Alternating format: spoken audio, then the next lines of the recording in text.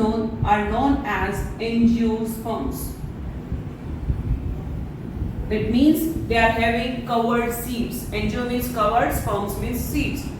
So we are talking about the reproduction in flowering plants. Reproduction पढ़ते हैं जब हम flowering plants के अंदर, सबसे पहले हमें जानना है यहाँ पे कि पूरे ट्री के अंदर, पूरे प्लांट के अंदर उसका रिप्रोडक्टिव पार्ट कौन सा है. So let us discuss about the reproductive parts of a plant. In case of angiosperms, because it is a flowering plant, we are having here reproductive unit. यहाँ पर हमारी रिप्रोडक्टिव यूनिट जो है plant के अंदर, that is flower.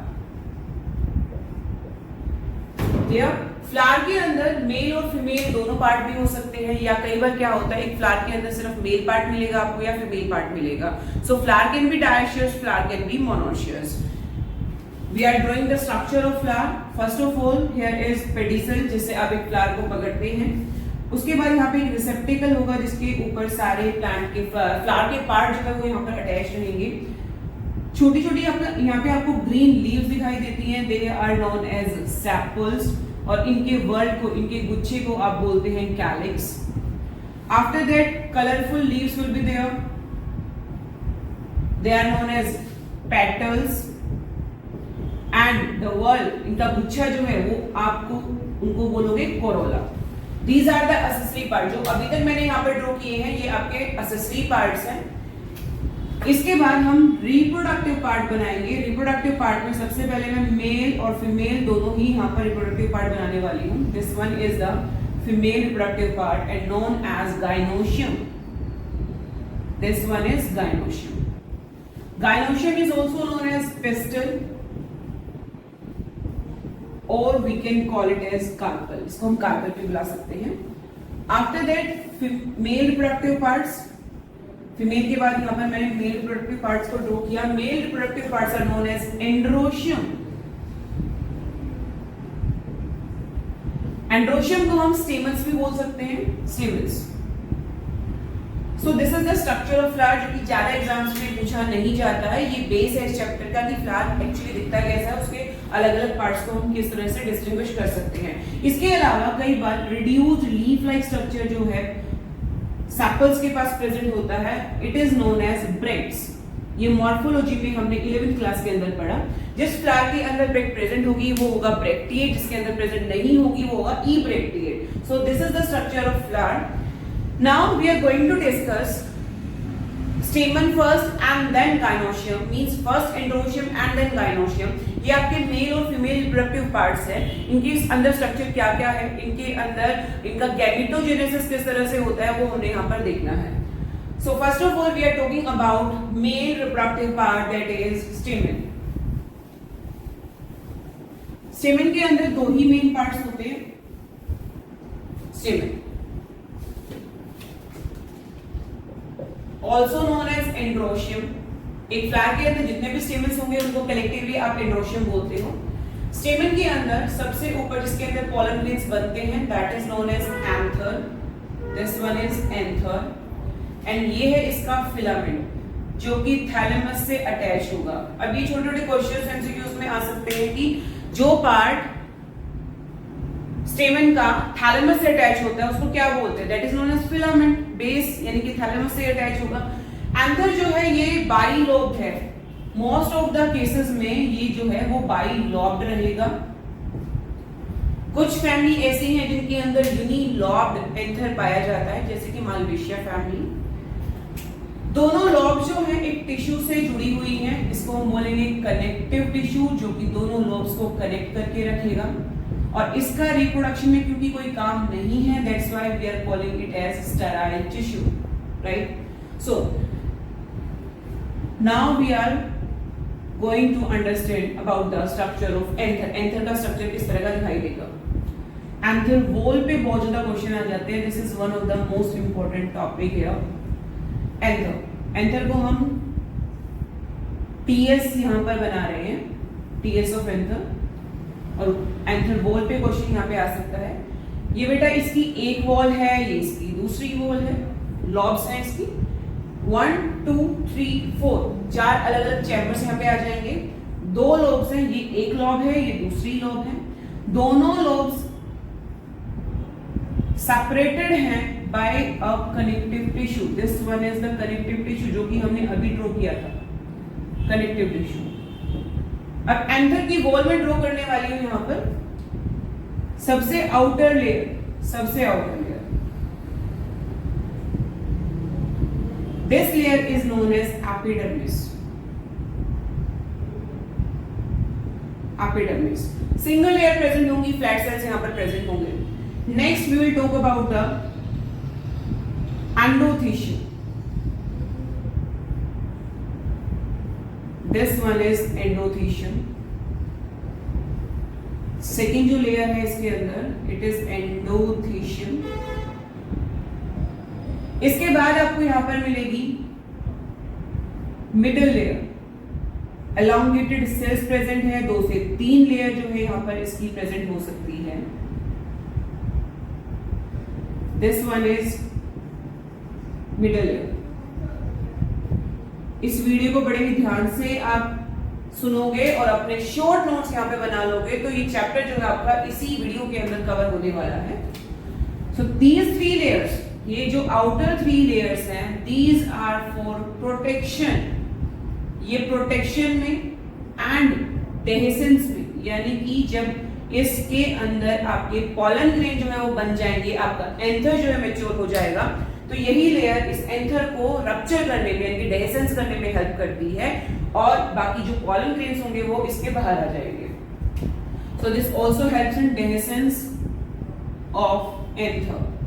So these 3 layers helps in protection. Protection in case of young embryo, young embryo है, अभी pollen grain नहीं बनी है, अंदर के टिश्यू जो है बहुत सॉफ्ट है, तब इसको वो प्रोटेक्शन में हेल्प करती है। जब एक बार इसके अंदर पॉलन ग्रेन बन जाएंगे तो यही तीनों लेयर्स फाइबर्स का रूप ले लेंगे और फाइबर्स आपस में खींचेंगे और ये जो पॉइंट्स हैं, इन पॉइंट्स को हम लाइन ऑफ डेहेसेंस बोलते हैं। पॉलन ग्रेन जो है यहीं से खुलता है, यहीं से रप्चर होगा, right. So this 2 points are line of dehiscence. ये जो वॉल है एंथर की, ये throughout the anther present होने वाली है। मैंने सिर्फ इसका एक पार्ट आपको बना के दिखाया है।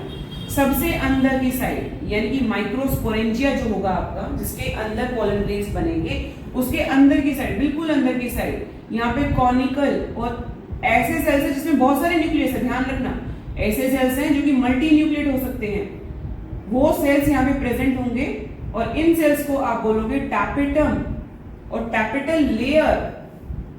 This is known as tapetum. ये लेयर जो है ये नरिशमेंट प्रोवाइड करती है डेवलपिंग एम्ब्रियो को। इसके अलावा यूबिस्पोडिस बनाती है, पॉलन ग्रेन का स्ट्रक्चर हम पढ़ेंगे, उसमें जो आउटर लेयर है उसके अंदर स्पोरोपोलेनिन प्रेजेंट होता है जो कि इसी लेयर की वजह से है। नेक्स्ट पॉलन किट फॉर्मेशन में हेल्प करेगी।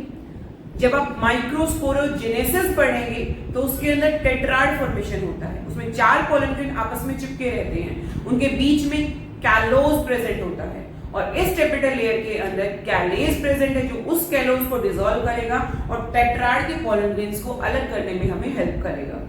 सो this is the anther wall और इन स्पोरेंजिया के अंदर कुछ सेल्स प्रेजेंट होंगे और इस सेल्स की कलेक्शन को आप यहां पर बोलोगे sporogenous tissue. This is known as sporogenous tissue. इसके सेल्स को आप आर्कीस्पोरियल सेल्स भी बोल सकते हो, आर्कीस्पोरियल सेल्स।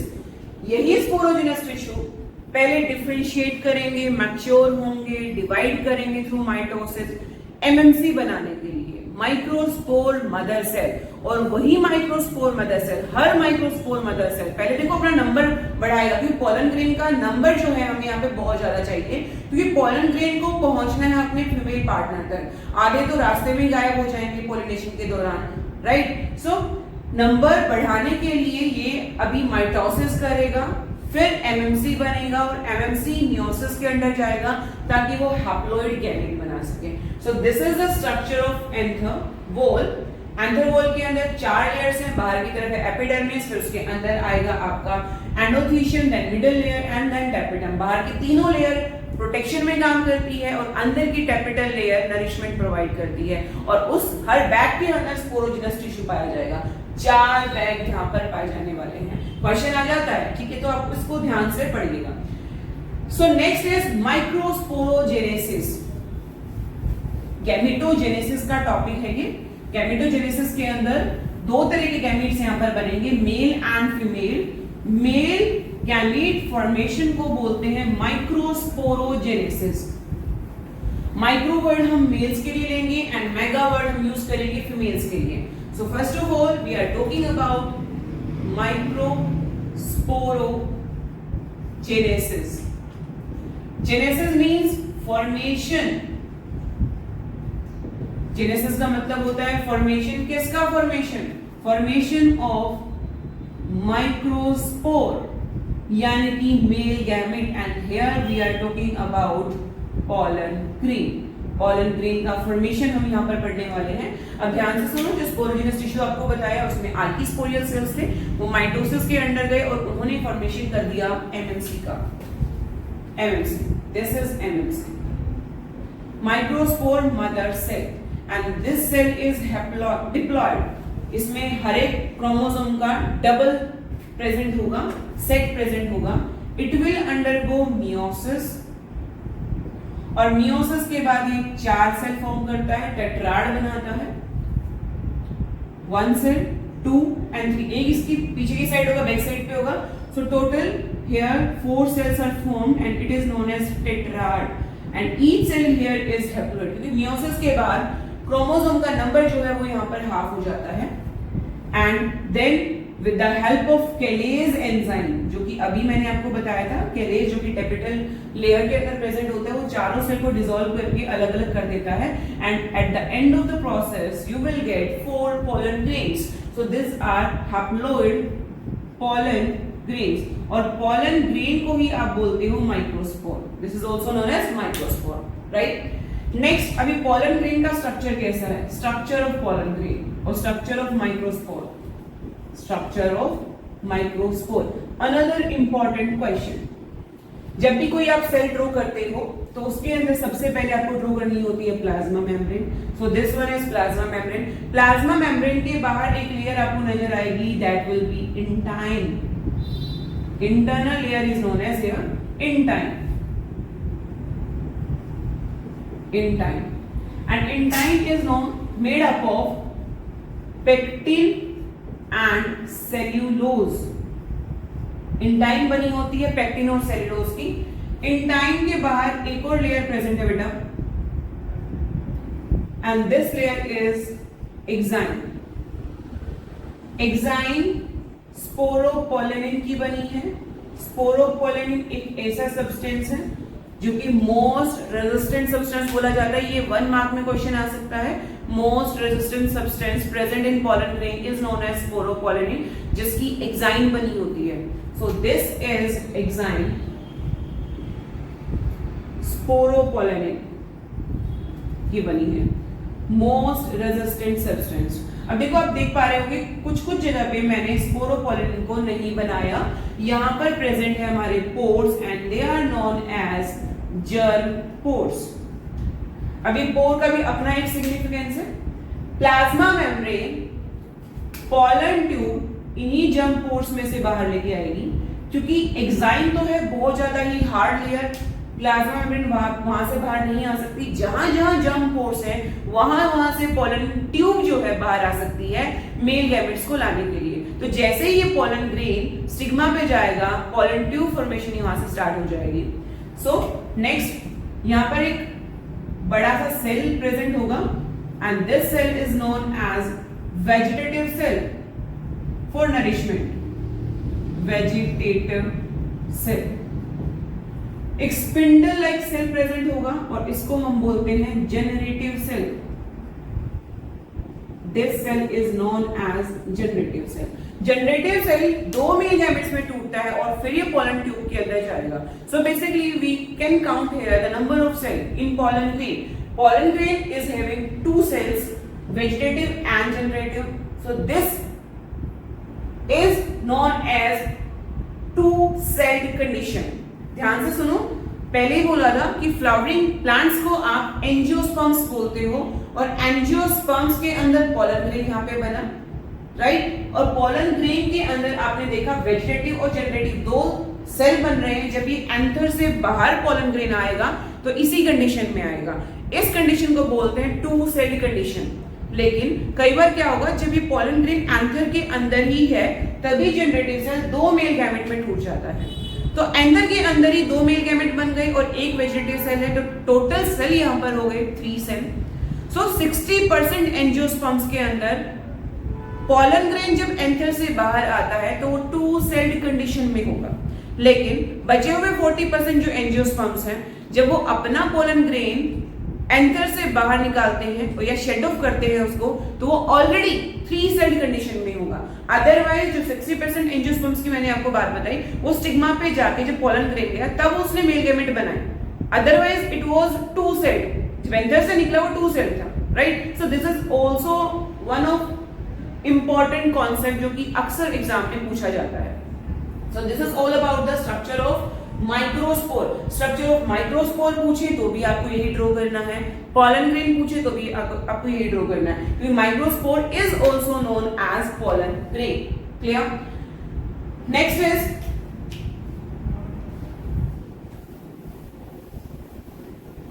पोलन ग्रेन जो है आप एनसीईआरटी में देखेंगे तो उसमें लिखा हुआ है कि पोलन ग्रेन हाईली एनर्जेटिक होते हैं। इसे रेस हॉर्सेस, एथलीट्स जो है एज अ सप्लीमेंट भी यूज करते हैं। दूसरा आप उसके अंदर पढ़ोगे कि पोलन ग्रेन जो है बहुत बार एलर्जीज कोज कर देता है। जैसे कि हम बात करें पार्थेनियम जो ग्रास थी, जब वो हमारे वीट के साथ यहाँ पर लाई गई तो वो एलर्जी कोज करना शुरू कर दिया था। तो बहुत सारी स्पीसीज के पोलन ग्रेन जो हैं, कैरेट ग्रास, पार्थेनियम एग्जांपल हमारा दिया हुआ है, वो पोलन एनर्जी भी कोज कर देते हैं और ये एलर्जी जो है आपको एस्थमा या लंग की कोई भी डिसऑर्डर दे सकता है। Clear? So next important topic is, ये था मेल्स के बारे में। फीमेल रिप्रोडक्टिव सिस्टम की बात करेंगे हम यहाँ पर, and we are having here pistil. Pistil is also known as gynoecium. उसका कलेक्शन जो है उसको हम गाइनोशियम बोलते हैं, गाइनोशियम। अब गाइनोशियम जो है, पिस्टल जो है, कार्पल जो है, उसमें 3 पार्ट्स होंगे। जो यहाँ पे रिसेप्टिकल रहेगा जिसपे पोलन ग्रेन जो है लैंडिंग, जो हमारा प्लेटफॉर्म है यहाँ पर, this is known as stigma. इसको हम स्टिग्मा बोलते हैं। This tube is known as style and burst part, and part जो है हमारे यहाँ पे बर्स्ट पार्ट जो है, इट इज ओवरी। और इस ओवरी के अंदर बेटा होता है ओव्यूल। ओव्यूल और ओवरी प्लेसेंटा के थ्रू, ये प्लेसेंटा है, प्लेसेंटा के थ्रू वो अटैच होंगे और ये हमारी आ गई है ओवरी। सो इसका स्ट्रक्चर हम दोबारा से ड्रॉ कर रहे हैं। This is ovary. ओवरी और ओव्यूल जो है वो अटैच्ड है through placenta. This one is placenta. अब ये जो ट्यूब है जो कि ओवरी और ओव्यूल को जोड़ रही है, this is known as funicle. Funicle, it's stalk like structure. उसके बाद ये हमारा ओव्यूल बन रहा है और इस रीजन को हम बोलते हैं हाइलम। हाइलम। अब जो ये हमने इस तरह से कुछ बनाया है, ये इनको बोलेंगे integuments. This structure is known as integuments. अब जहां पे पोर प्रेजेंट है, this one, this region is known as micropylar region. Micropylar region. इसके जस्ट अपोजिट साइड पे प्रेजेंट होगा chalazal end. This is known as chalazal end. अब इस nucellus के अंदर, इस इंटेग्यूमेंट्स के अंदर मास ऑफ सेल्स प्रेजेंट होता है जिसको आप बोलते हो मास ऑफ न्यूसेलस। ये जो सेल्स हैं they are known as mass of nucellus.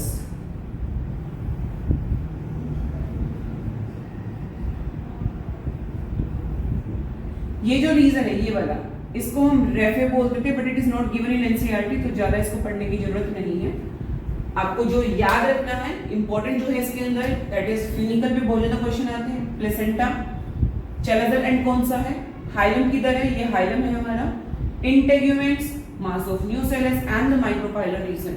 इस तरह का जो ओव्यूल होता है जिसमें फ्यूनिकल, ये फ्यूनिकल है इस तरह से, और ये आपका माइक्रोपाइलर एंड है, ये 90 डिग्री यहाँ पे बन रहा है, इसको हम बोलते हैं anatropous ovule. Anatropous ovule, inverted ovule भी बोला जाता है। और एंजियोस्पर्म्स के अंदर एनाट्रोपस ओव्यूल ही होगा।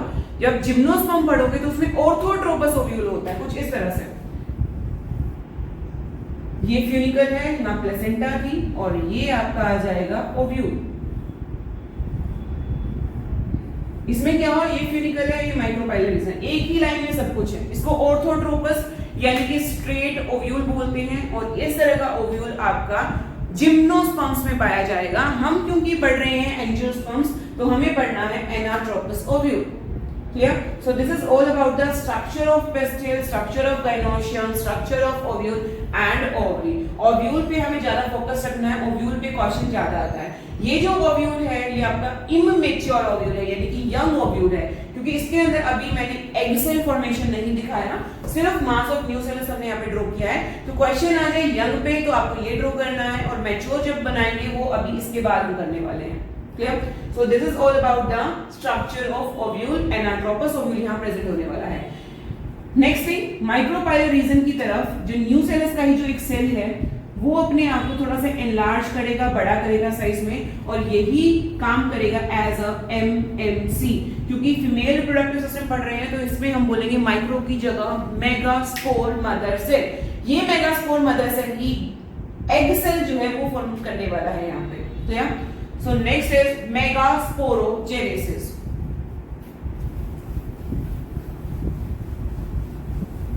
Megasporogenesis.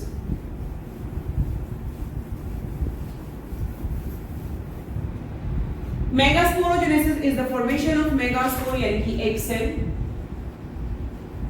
megasporogenesis बहुत ही इजी चैप्टर है, जस्ट कहानी ही चलनी है इसके अंदर। सेम ह्यूमन रिप्रोडक्शन के अंदर हम पढ़ेंगे पहले मेल के बारे में, फिर फीमेल के बारे में, उसके बाद उनकी fertilization, then post fertilization event. दोनों चैप्टर्स के अंदर सेम सेम चीजें चलने वाली हैं। So next is megasporogenesis. Same यहां पर सेल है हमारा MMC. Again it is a diploid cell, ये भी एक डिप्लॉयड सेल है। इसके अंदर सेम वैसे ही बेटा मियोसिस होगी। अब यहाँ पे देखो, हमें यहाँ पे सिर्फ एक ही एक सेल चाहिए, तो यहाँ पर माइटोसिस नहीं होती है, नंबर ज्यादा नहीं करना हमें, यहाँ पे सिर्फ मियोसिस जो है वो यहाँ पर होने वाली है। अगेन मियोसिस के बाद हमें 4 सेल मिलेंगे, 1 2 3 4, चारों के चारों हैप्लॉइड सेल्स हैं। एक और बात अभी हम याद रखोगे, ये एमएमसी मैंने वही ओव्यूल से उठाया है, ऊपर वाला चेलेजल पोर्शन रहेगा और नीचे वाला हमेशा माइक्रोपाइलर एंड रहेगा। सो ये this one is the micropylar and, और ऊपर वाला हमारा रहेगा चेलेजल एंड। अब ध्यान रखना, क्योंकि हमें एक ही एक सेल चाहिए तो हमारा यहाँ पर एक ही सेल फंक्शनल होगा। 3 सेल जो कि चेलेजल एंड की तरफ हैं, these are the non-functional and they will degenerate, ये degenerate हो जाएंगे।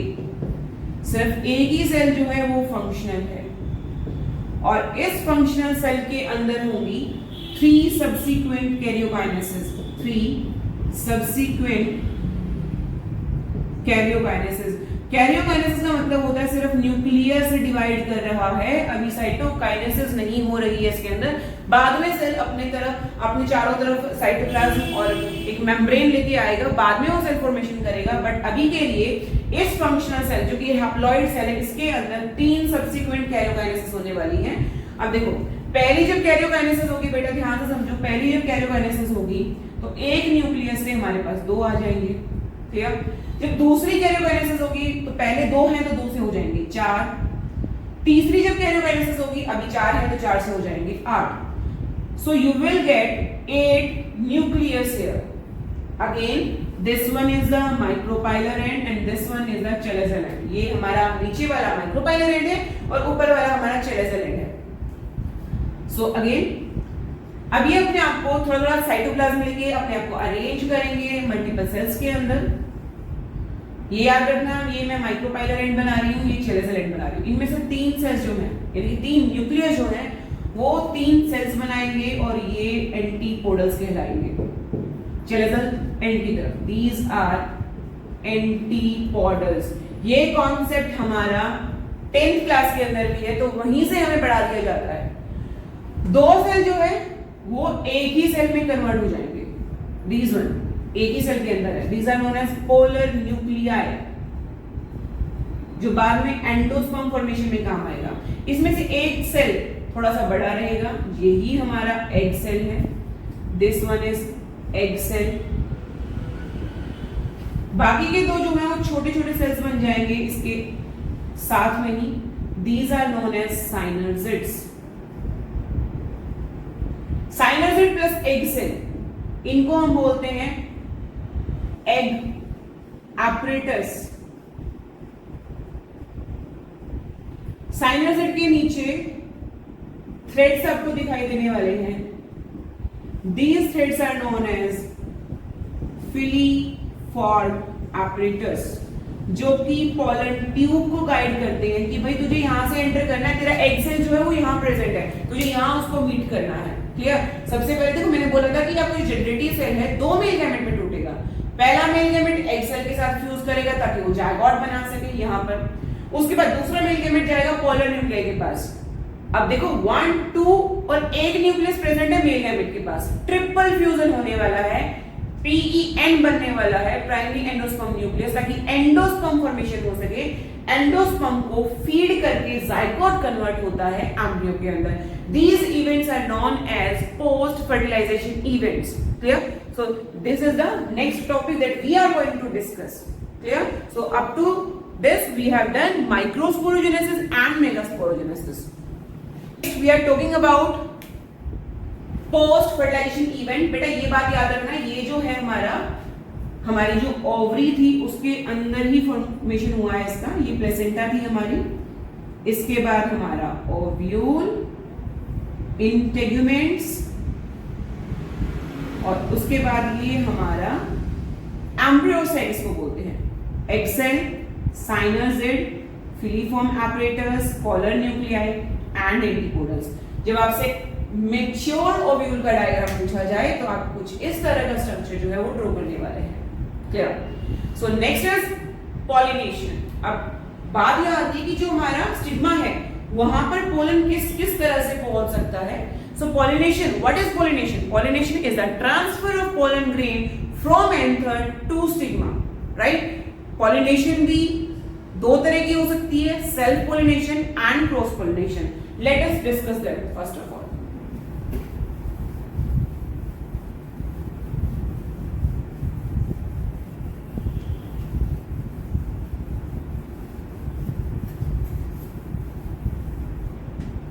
Pollination,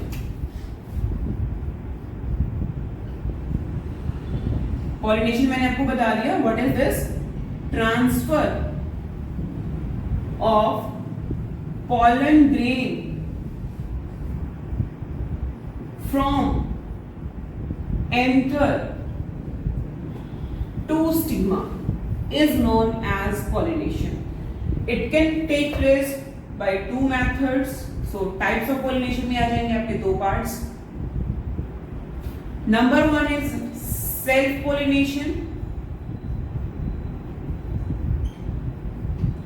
Number two is cross pollination.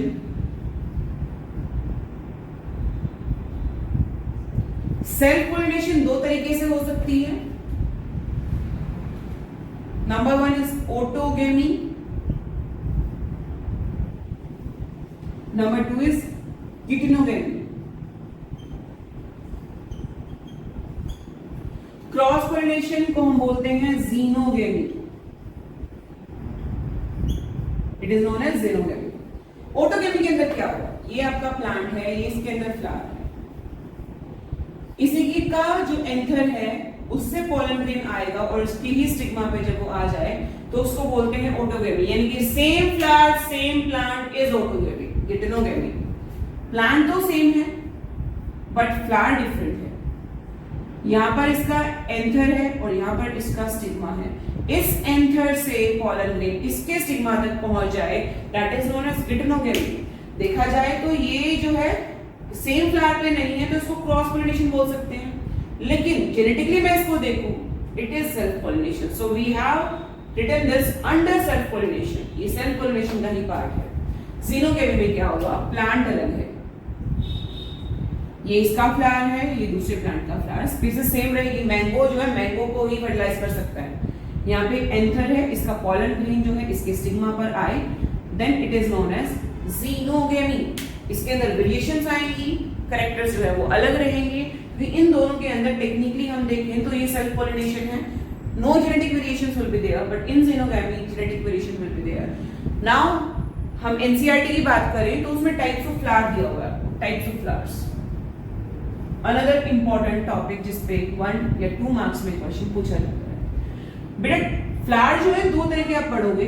Number 1 is cleistogamous and number 2 is chasmogamous. Cleistogamous CL से याद रख लो, क्लोज्ड। मैंने तो इसी तरह से याद कर रखा है इसको, क्लोज्ड फ्लावर। चेस्मोगेमस है हमारा ओपन फ्लावर। क्लिस्टोगेमस जो फ्लावर है, ध्यान से समझो, एक फ्लावर जो है वो बंद है, इसके अंदर इसका मेल पार्ट है, इसके अंदर इसका फीमेल पार्ट है, तो सिर्फ और सिर्फ autogamy is possible in that case. So in cleistogamous only autogamy, strictly autogamous होते हैं, स्ट्रिक्टली ऑटोगेमस, सिर्फ और सिर्फ autogamous. But in chasmogamous flower open है, तो हो सकता है वो ऑटोगेमी करे, हो सकता है वो रिटनोगेमी करे, या हो सकता है वो हमारा ज़ीनोगेमी करे। Clear? In our NCERT 3 examples are given, that is viola, oxalis and commelina। अब ये ना तो चेस्मोगेमस के एग्जाम्पल है ना ही क्लिस्टोगेमस के। ये वो एग्जाम्पल्स हैं, ये वो प्लांट्स हैं जिसके अंदर क्लिस्टोगेमस भी और चेस्मोगेमस भी दोनों तरह के फ्लावर्स देखे जाते हैं। कुछ प्लांट के पार्ट में चेस्मोगेमस फ्लावर्स होंगे और कुछ प्लांट के पार्ट्स में हमारे क्लिस्टोगेमस फ्लावर्स होंगे। So they are having both types of flowers, cleistogamous as well as chasmogamous. Clear? So this is also one of the important topic. Next is agents of pollination.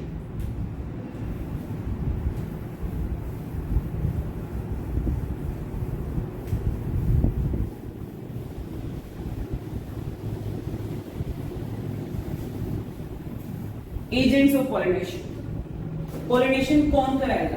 अब cross pollination है तो किसी ना किसी को तो बीच में आना पड़ेगा ना कि भाई तू पॉलिनेशन करा दे।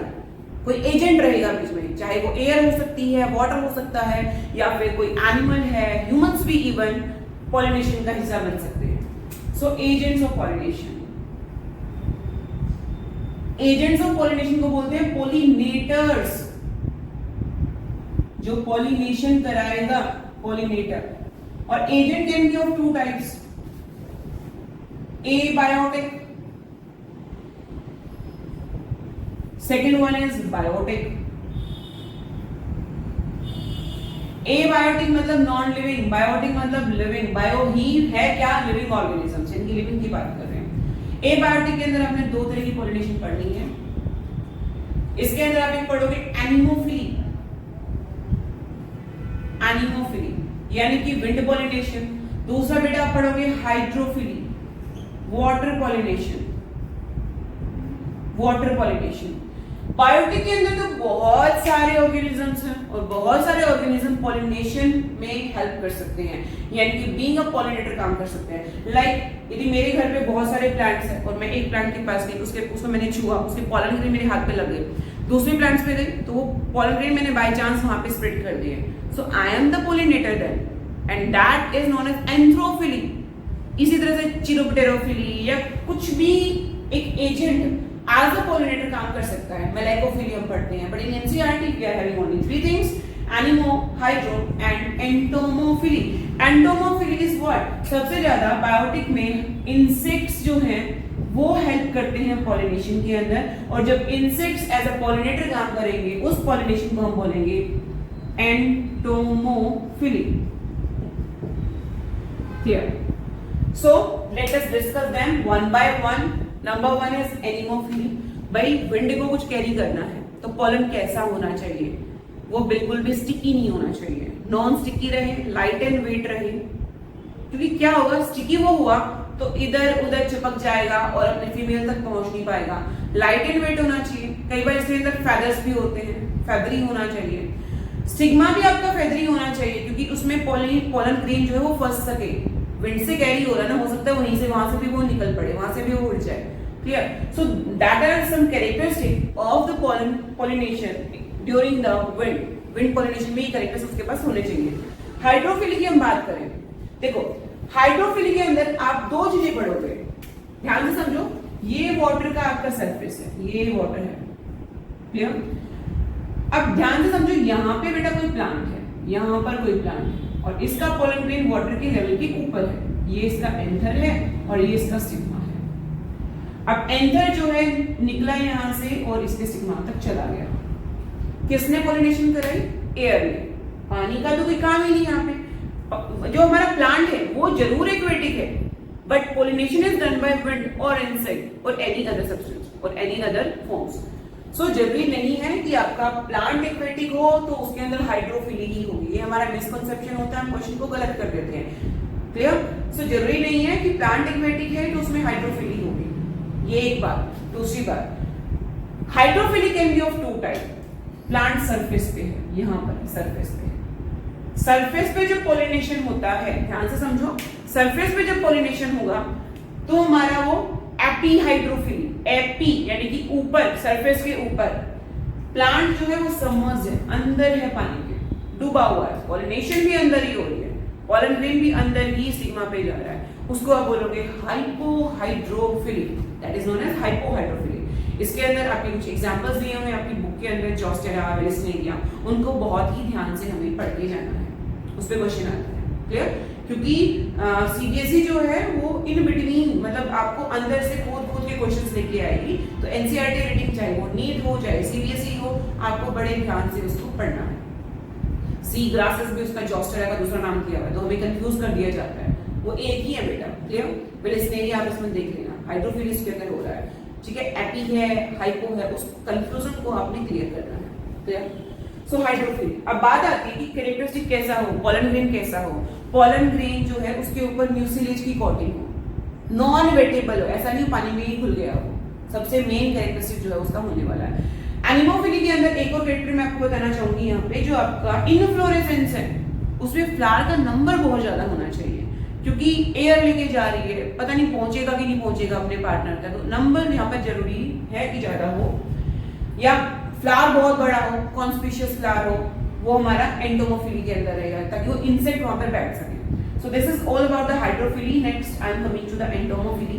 Entomophily is pollination by insect. Insect pollination करा रहा है तो भाई इंसेक्ट ऐसे ही नहीं जाएगा फ्लावर के पास, उसको कुछ रिवॉर्ड्स चाहिए, या तो वो पॉलन ग्रेन्स को खाने गया है, बदले में कुछ पॉलन ग्रेन उसकी बॉडी पे चिपक गए हैं, वो दूसरे पे जाएगा तो वहां पे स्प्रेड कर देगा।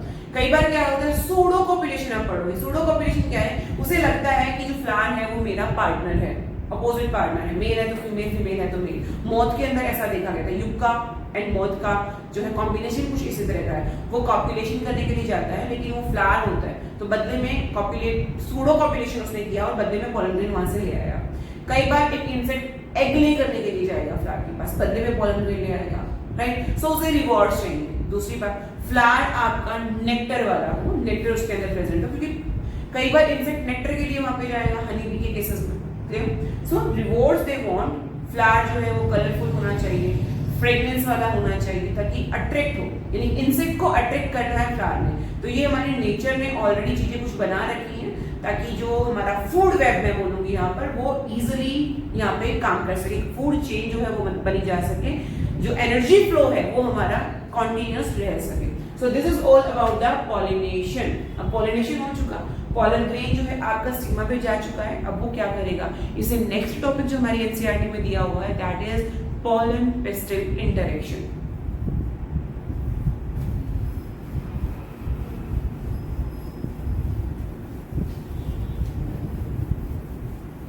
pollen pistil interaction इजी है बहुत ही ज्यादा।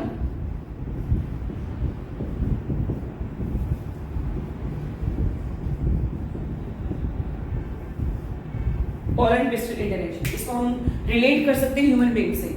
जब एक अरेंज मैरिज होती है तो मेल पार्टनर है और फीमेल पार्टनर है, यानी लड़का और लड़की दोनों को साथ बिठा दिया जाता है कुछ बातचीत करने के लिए, कॉन्टिन्यूस डायलॉग्स के लिए, कि वो जान सके कि आर दे परफेक्ट मैच और नॉट। इसी तरह से जब एक मेल यानी कि पॉलन ग्रेन अपने फीमेल पार्टनर तक पहुंचेगा तो वो पहचानेगा कि भाई मैं सही जगह पर आया हूं कि नहीं आया। ये फीमेल है, यहाँ पर एक पॉलन ग्रेन जो है वो रिसीव हो चुका है। क्लियर? तो सबसे पहले केमिकल डायलॉग्स होंगे, केमिकल डायलॉग यानी कि कुछ केमिकल इंटरेक्शंस यहाँ पे होने वाली हैं। पॉलन ग्रेन के पास कुछ केमिकल्स हैं, स्टिग्मा के पास कुछ रिसेप्टर्स हैं जो कि आपस में मैच होंगे, तभी उनको पता लगेगा कि भाई हाँ मैं सही जगह पर पहुंचा हूं, क्योंकि स्पीसीज यहाँ पर सेम होना बहुत जरूरी है।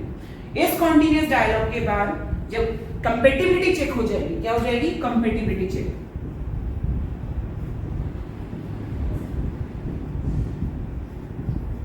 इस कंपेटिबिलिटी चेक होने के बाद पोलन ट्यूब फॉर्मेशन होना स्टार्ट हो जाएगा। कुछ शुगर सिक्रीशंस होंगी जो कि पोलन जर्मिनेशन को प्रमोट करेगा। So pollen tube germination, pollen tube germination will be started.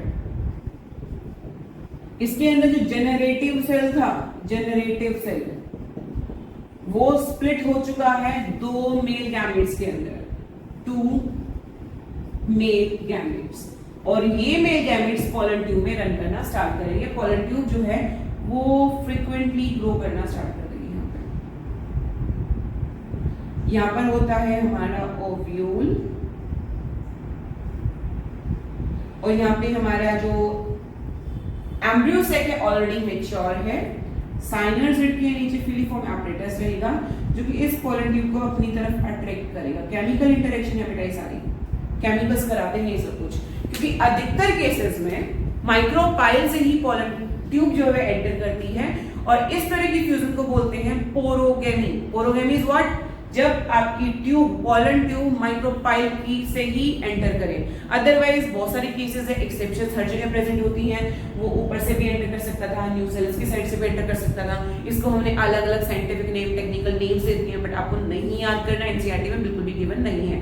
ये याद कर सकते हो कि जब माइक्रोपाइल से एंटर करे, जो मोस्ट ऑफ द केसेस के अंदर होता है, दैट इज पोरोगेमी। ये भी एनसीईआरटी में गिवन नहीं है, but just for knowledge I told you. Clear? So this has been done in pollen pistil interaction. After pollen pistil interaction, the male gametes will started to fuse the egg cell. अब यहाँ पर होगा fertilization, and in case of angiospermic plants, we will call it as double fertilization. Most important topic. इसमें 101% questions आते हैं. Double fertilization. क्यों हमने इसको डबल फर्टिलाइजेशन बोला, इसको ध्यान से समझिएगा। डबल फर्टिलाइजेशन क्योंकि 2 मेल गैमेट्स हैं, दोनों मेल गैमेट कहीं ना कहीं जाके फ्यूज करेंगे। पहला मेल गैमेट पहुंचा, फर्स्ट मेल गैमेट की मैं बात कर रही हूँ। दोनों मेल गैमेट्स हैप्लॉइड सेल्स हैं, दीज आर हैप्लॉइड सेल्स। पहला मेल गैमेट जो है वो एग सेल के साथ फ्यूज करता है, एग सेल भी हैप्लॉइड है। ये फॉर्म करता है जाइगोट, जो कि डिप्लॉइड सेल है, जो कि एम्ब्रियो में, सीड में कन्वर्ट होगा। इस तरह की फ्यूजन को आप बोलते हो सिनगेमी। इस फर्टिलाइजेशन को आप बोलते हो सिनगेमी। फर्टिलाइजेशन को वैसे भी हम सिनगेमी ही बोलते हैं जब जाइगोट बनता है। सेकंड मेल गैमेट,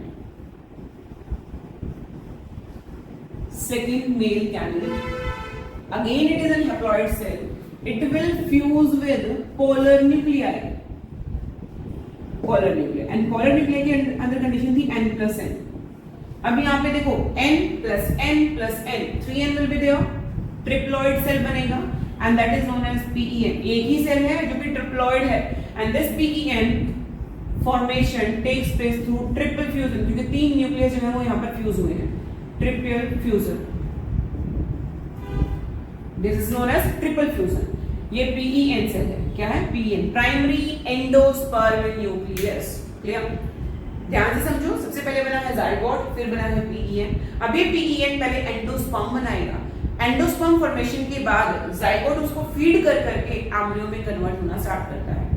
सो आपसे इवेंट्स पूछ लिए जाए, first is zygote formation, second is PEN formation, third is endosperm formation, and then embryo formation will start. Clear? पहले एम्ब्रियो नहीं बनना स्टार्ट होता, पहले एंडोस्पर्म बनता है, पहले कुछ एंडोस्पर्म बन जाए जायगोट तक पहुंच जाए, क्योंकि फीड है वो उसके लिए, फिर वो एम्ब्रियो बनाना स्टार्ट करता है। So this is all about double fertilization. इसको डबल फर्टिलाइजेशन क्यों बोला? Because here two types of fertilization take place, one is syngamy and another one is triple fusion. Clear? So we call it as double fertilization. Now the next topic is post fertilization event.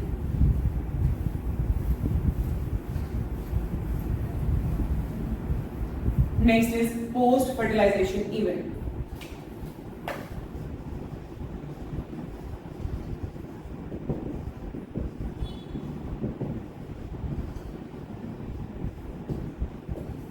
Post fertilization events में क्या होने वाले हैं? दो चीजें होंगी यहाँ पे। पहला होगा एंडोस्पर्म फॉर्मेशन एंड दूसरा होगा embryo formation. So first of all we are calling it as endosperm formation. Endosperm कैसे बना? हमारे पास PEN था, that is an haploid triploid cell, sorry, that is a triploid cell, sorry। अब ये endosperm दो तरीके से बना सकता है, या तो सीधा माइटोसिस करे, यानी इसको बोलते हैं सेल्यूलर एंडोस्पर्म, सेल्यूलर डिवीजन करेंगे, सीधे सेल्स बन रहे हैं। ट्रिप्लॉइड सेल से ट्रिप्लॉइड सेल बहुत सारे बन जाएंगे, 1 से 2 सेल बने, 2 से 4 सेल बने, 4 से 8 सेल बन गए, ये बहुत सारा बन गया और इसने बना लिया एंडोस्पर्म। ये बन गया हमारा endosperm. This type of endosperm is known as a cellular endosperm. इसको हम बोलते हैं cellular endosperm. This is known as cellular endosperm. अब in most of the cases, दूसरे केस में क्या होगा? PEN है हमारे पास, that is again triploid cell, PEN है हमारा। ये सिर्फ कैरियोकाइनेसिस कर रहा है, karyokinesis, it is going under only karyokinesis. Karyokinesis what? सिर्फ इसका न्यूक्लियस डिवाइड करेगा, सेल तो बड़ा हो रहा है लेकिन सिर्फ न्यूक्लियस डिवाइड हो रहा है, कैरियोकाइनेसिस होगी। 1 से 2 न्यूक्लियस, 2 से 4 न्यूक्लियस, 4 से 8 न्यूक्लियस एंड सो ऑन। इस तरह की डिवीजन को हम बोलते हैं free nuclear endosperm and free nuclear division, या फ्री न्यूक्लियर एंडोस्पर्म। या कोकोनट, उसके अंदर दोनों तरह की डिवीजन होती है, इसीलिए इसके अंदर हम बोलते हैं हेलोबियल डिवीजन हुई है। कुछ सेल सेलुलर एंडोस्पर्म बनाते हैं, कुछ फ्री न्यूक्लियर एंडोस्पर्म बनाते हैं। कोकोनट की बात करें, जो उसका व्हाइट पार्ट है, व्हाइट कर्नल जो है वो सेलुलर एंडोस्पर्म है, वो सेलुलर एंडोस्पर्म से बने हैं। और जो हम पानी, उसका कोकोनट वाटर जो हम पीते हैं, that is free nuclear division से वो बना है। क्लियर? वो जो हम खा रहे हैं या पी रहे हैं उसका दैट इज एंडोस्पर्म। कोकोनट में आपने देखा होगा सीड जो उसके टिप पे होता है, ऊपर होता है, जहाँ पे वो 3 आंखें बनी होती हैं। क्लियर? सो वहां पर उसका सीड रहेगा। अब ध्यान से समझो, सीड बहुत छोटा है, एंडोस्पर्म बहुत ज्यादा बन चुका है। तो सीड जब बना, यानी कि जाइगोट से जब एम्ब्रियो बना, पूरा एंडोस्पर्म कंज्यूम नहीं कर पाया, तो वो हो गया एंडोस्पर्मिक सीड, क्योंकि एंडोस्पर्म अभी भी बाकी है। एंडोस्पर्म ही खा रहे हैं, सीड नहीं खाते हम कोकोनट का, राइट? खा सकते हैं बट नहीं खाते हैं। क्लियर? तो वो है हमारा एंडोस्पर्मिक सीड। मोनोकोट्स में एंडोस्पर्मिक सीड्स होते हैं इन most of the cases. Dicots में, जैसे आप मटर देख लो, चना देख लो, ये सारे क्या है? डाइकोट्स हैं। इसके अंदर एंडोस्पर्म आपको नहीं मिलेगा, क्योंकि जब एम्ब्रियो बना, यानी कि सीड बना, तो सारे के सारा एंडोस्पर्म जो है वो फुली कंज्यूम हो गया। तो डाइकोट सीड में एंडोस्पर्म प्रेजेंट नहीं होता, इसीलिए उसको नॉन एंडोस्पर्मिक सीड, या फिर हम बोल सकते हैं एक्स एल्ब्यूमिनस सीड, क्योंकि एंडोस्पर्म में एक प्रोटीन प्रेजेंट होता है जिसको हम एल्ब्यूमिन बोलते हैं। एंडोस्पर्म बचा तो एल्ब्यूमिन भी बचा, तो एंडोस्पर्मिक सीड को आप एल्ब्यूमिनस सीड भी बोल सकते हो, लेकिन नॉन एंडोस्पर्मिक सीड को आप एक्स एल्ब्यूमिनस ही बोलोगे। इसमें 2 एक्सेप्शन रहेंगी आपकी, कैस्टर एंड ऑर्किड। एक मोनोकोट है, एक डाइकोट है, और इसमें आप उल्टा देखेंगे। मोनोकोट में क्या होना चाहिए? एंडोस्पर्मिक, लेकिन वहां पर हमारा नॉन एंडोस्पर्मिक रहेगा। So 2 examples are there, castor and orchids. One is monocot, one is dicot. ये अपनी नेचुरल कंडीशन से थोड़ा हटके रहते हैं। Clear? So this is all about the types of seed, हमने यहाँ पे पढ़ लिया। नेक्स्ट टॉपिक आप यहाँ पे देखोगे टाइप्स ऑफ फ्रूट, वो भी आपको बताऊंगी। उससे पहले हम एम्ब्रियो बना लेते हैं, सीड एक्चुअली बनता कैसे है, इसको कंज्यूम करके ही सीड बनेगा। So next post fertilization event is embryo formation, और एम्ब्रियो फॉर्मेशन आपका जाइगोट से होता है। एंडोस्पर्म कुछ बन चुका है, उसके बाद जाइगोट एम्ब्रियो को, एंडोस्पर्म को फीड करके एम्ब्रियो फॉर्मेशन स्टार्ट करता है। एम्ब्रियो, हम डाइकोट का पढ़ रहे हैं पहले। We were having one zygote that is diploid structure, इसके अंदर होगी माइटोसिस, दो सेल्स बनते हैं, पहले basal cell and terminal cell. एक सेल जो है, ऊपर वाला सेल जो है वो एम्ब्रियो बनाने चल पड़ता है। ये एक सेल था, एक से दो बनेंगे, दो से चार बनेंगे, चार से आठ बनेंगे, क्वाड्रेंट बन चुका है ये। इसके बाद ये पेरी न्यूक्लियर डिवीजन स्टार्ट करेगा। देखो पहले इस तरह से डिवीजन हो रही थी, अब ये एक सेल है, ये एक से दो बन गए, ये एक से दो बन गए, ये एक से दो बन गए, 8 से 16 हो जाएंगे, फिर 16 से 32 हो जाएंगे। इस तरह से वो डिवाइड करता रहेगा। जब तक ये ग्लोब्यूलर रहता है तो उसको ग्लोब्यूलर एम्ब्रियो बोलते हैं। नीचे वाला जो सेल है वो सस्पेंसर बनाने चला जाएगा। डिटेल में पढ़ना चाहे तो हम पढ़ सकते हैं, बट हम सिर्फ सीबीएसई को लेके चल रहे हैं, एनसीईआरटी को लेके चल रहे हैं, तो हम ज्यादा कुछ नहीं लगी। लास्ट का सेल जो थोड़ा बड़ा होता है, इसको हॉस्टोरिया बोलते हैं, इसको हाइपोफाइसिस बोलते हैं। ये हमारा सस्पेंसर है। एनसीईआरटी के अकॉर्डिंग हमें सिर्फ सस्पेंसर याद रखना है, क्योंकि समझो ध्यान से, ये ओवरी थी आपकी, इसके अंदर हमारा ओव्यूल था और इसमें हमारा एम्ब्रियो है। यहाँ बना जाइगोट, ध्यान से समझो, यहाँ पीईएन बना, पीईएन ने मान लो एंडोस्पर्म बना लिया। मैं यहाँ पे ड्रॉ कर रही हूँ सेलुलर कलर। अब ये एम्ब्रियो, ये जो हमारा जाइगोट है, ये सस्पेंसर बना ताकि ऊपर चढ़ सके, एम्ब्रियो के अंदर घुस सके। जैसे जैसे इसके पास पहुंचे, इसको खाता जाएगा और ऊपर नरिशमेंट के लिए सस्पेंसर एक सीढ़ी की तरह है एम्ब्रियो के लिए, ताकि वो अपने एंडोस्पर्म में पहुंच सके, फीड ले सके एक्चुअली। बाद में सस्पेंसर यहाँ से खत्म हो जाता, नहीं बचता, सिर्फ ये हाइपोफाइसिस जो है, ये एपिकोटाइल, हाइपोकोटाइल सब बनाने में हमें हेल्प कर देगा। इसको बोलेंगे ग्लोब्यूलर एम्ब्रियो। हमें सिर्फ याद रखना है तीन बातें। पहले हम पढ़ेंगे जाइगोट, जाइगोट ने बनाया ग्लोब्यूलर एम्ब्रियो, फिर जाइगोट बनाता है हार्ट शेप एम्ब्रियो, कुछ इस तरह से।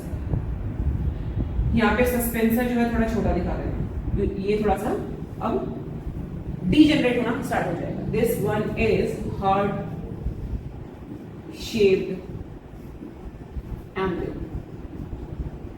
जब ये पूरा बन जाएगा तो कुछ इस तरह से बनेगा, मैच्योर। दो कोटिलेडन बन जाएंगी, ये इसीलिए दो में डिवाइड होता दिखाई दे रहा है आपको। दो कोटिलेडन बनेगी, बीच में बेटा होगी हमारी एम्ब्रियोनल एक्सिस, ये एम्ब्रियोनल एक्सिस है। कोटिलेडन है ये दो, बीच में हमारी एम्ब्रियोनल एक्सिस है। इसका जो एंड पार्ट है, ये जो पार्ट है, ये हमारा रेडिकल है, रूट फॉर्मेशन में काम आएगा। और एम्ब्रियोनल एक्सिस का ऊपर वाला पार्ट जो है ये प्लिम्यूल है, और ये तो इसकी कोटिलेडन्स है, कोटिलेडन्स। राइट, स्प्राउट करते हो आप सीड्स को तो वैसा ही होता है, बीच में जो व्हाइट पार्ट निकलता है दैट इज एम्ब्रियोनल एक्सिस, नीचे वाला पार्ट रेडिकल यानी कि रूट फॉर्मेशन में काम आएगा, ऊपर वाला पार्ट प्लिम्यूल यानी कि शूट फॉर्मेशन में काम आएगा। ये हमारे कोटिलेडन्स हैं जो हम एक्चुअली सीड का पार्ट जो हम खाते हैं। सो दिस इज डाइकोट सीड, ये डाइकोट सीड का फॉर्मेशन है। मोनोकोट का भी आपको डायग्राम आ जाता है, 11th में भी हमने पढ़ा था मॉर्फोलॉजी के अंदर। यहाँ भी थोड़ा सा उसको देख लेते हैं, कई बार क्वेश्चन जो है टीचर दे देते हैं उसमें से।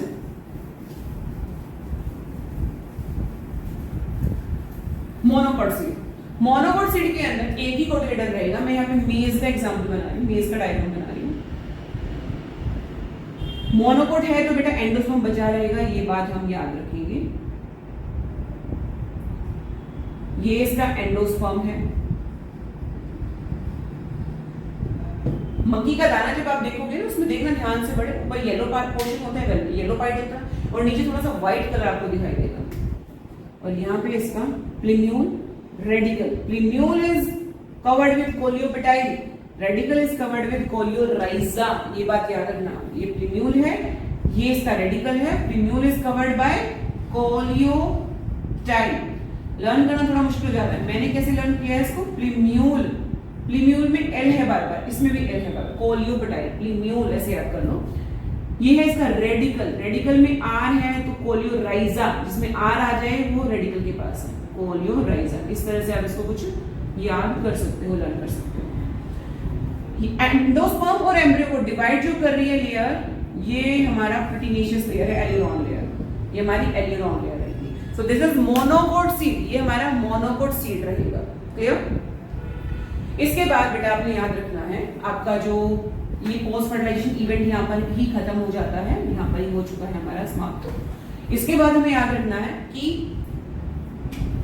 Ovary it always changes into fruit. Ovule जो हमने ड्रॉ किया, after maturation it will changes into seed. तो फ्रूट हमेशा बनेगा ओवरी से, और जब सिर्फ और सिर्फ ओवरी से बनता है फ्रूट तो उसको बोलते हैं ट्रू फ्रूट। लेकिन कुछ के अंदर देखो यहाँ पे थैलेमस होगा, यहाँ पे हमारा थैलेमस था। कुछ फ्रूट्स के अंदर ओवरी के साथ साथ थैलेमस भी अपना रोल प्ले करता है फ्रूट फॉर्मेशन में। ध्यान से समझो, ओवरी के अलावा यदि कोई और फ्रूट फ्लावर का पार्ट फ्रूट बनाने में हेल्प करे तो उसको हम बोलते हैं false fruit. False fruit example हमारे एनसीईआरटी में दिए हुए हैं apple, strawberry and cashew. So these are the false fruit। एक और पढ़ोगे पार्थेनोकार्पिक फ्रूट। पार्थेनोकार्पिक में क्या होगा? There is no seed। Parthenocarpic fruit में फर्टिलाइजेशन नहीं होती, इसलिए सीड फॉर्मेशन नहीं हुआ। ओव्यूल मैच्योर होने से पहले ही, फर्टिलाइजेशन से पहले ही ओवरी जो है वो राइप कर जाती है, पक जाती है और वो फ्रूट का फॉर्मेशन ले लेती है। तो ओवरी तो पक गई, ओवरी तो मैच्योर हो गई, लेकिन ओव्यूल नहीं हुआ। That is in the case of banana। Natural parthenocarpy हम देखें तो बनाना के अंदर है वो। बनाना के अंदर क्या हुआ? आपका जो ओव्यूल है वो मैच्योर नहीं हुआ और ओवरी हो गई। अब सीड है नहीं उसके अंदर, that is known as parthenocarpic fruit. Clear? So it is natural example of parthenocarpic fruit. Banana आप यहाँ पे लिख के आओगे। इसके अलावा 2-3 टॉपिक्स और हैं हमारे, लाइक एपोमिक्सिस। क्वेश्चन आ जाते हैं 1 मार्क के अंदर, what is the difference between apomixis and parthenocarpy. Apomixis के अंदर क्या हुआ? एपोमिक्सिस के अंदर, मिक्सिस हमने इसको क्यों बोला? क्योंकि मिमिक करती है। क्या करती है? मिमिक। मिमिक्री समझते हो कि यानी कि ये एक्टिंग कर रही है। किसकी एक्टिंग कर रही है? सेक्सुअल रिप्रोडक्शन की। सेक्सुअल रिप्रोडक्शन की। Sexual reproduction. क्लियर? सो मिमिक्री कर रही है सेक्सुअल रिप्रोडक्शन की, मतलब इसके अंदर वो सारे इवेंट्स होने वाले हैं जो एक सेक्सुअल रिप्रोडक्शन के अंदर होते हैं। यानी कि मेल पार्टनर है, फीमेल पार्टनर है, बट फ्यूजन नहीं हो पाता। कभी भी मेल गैमेट जो है वो फीमेल तक नहीं पहुंच पाएगा, उसको हम बोलेंगे मिमिक्री। अब इसके अंदर सीड फॉर्मेशन तो होगा लेकिन रिप्रोडक्शन नहीं होगी। सो जब फर्टिलाइजेशन ना हो लेकिन सीड फॉर्मेशन हो तो एपोमिक्सिस, लेकिन फर्टिलाइजेशन भी नहीं है, सीड भी नहीं है, तो वो है parthenocarpy. Clear? So this is one of the important example. और जो एपोमिक्सिस हाइब्रिड सीड्स होते हैं, they are so important for farmers.